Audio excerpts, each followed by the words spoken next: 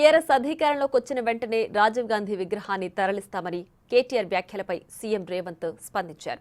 రాజీవ్ విగ్రహాన్ని ముట్టుకుంటే ఊరుకునేది లేదని స్ట్రాంగ్ వార్నింగ్ ఇచ్చారు. బీఆర్ఎస్ నేతలకు అధికారం పోయినా అహంకారం తగ్గలేదని ఆగ్రహం వ్యక్తం చేశారు. డిసెంబర్ 9న సచివాలయం లోపల తెలంగాణ తల్లి విగ్రహం ఏర్పాటు చేసి తీరుతామన్నారు సీఎం రేవంత్.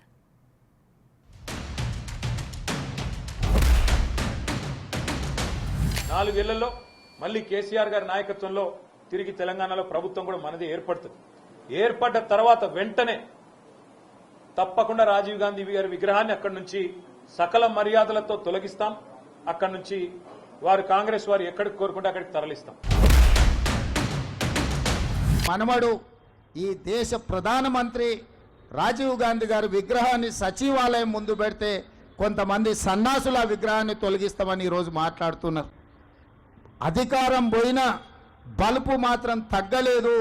నీ బలుపు అనగదీసే బాధ్యత ఇక్కడున్న మా కాంగ్రెస్ పార్టీ కార్యకర్తలు తీసుకుంటారని చెప్పి ఈ టీఆర్ఎస్ సన్నాసులకు నేను చెప్పదలుచుకున్నా. ఆ సన్నాసి దుఃఖం బాధ ఏందని నేను కనుక్కుంటే అక్కడ వాళ్ళ అయ్య విగ్రహం పెడదాం అనుకున్నాడట. వాళ్ళ అయ్య పోయేదెప్పుడు, వీడు పెట్టేదెప్పుడు అక్కడ విగ్రహము.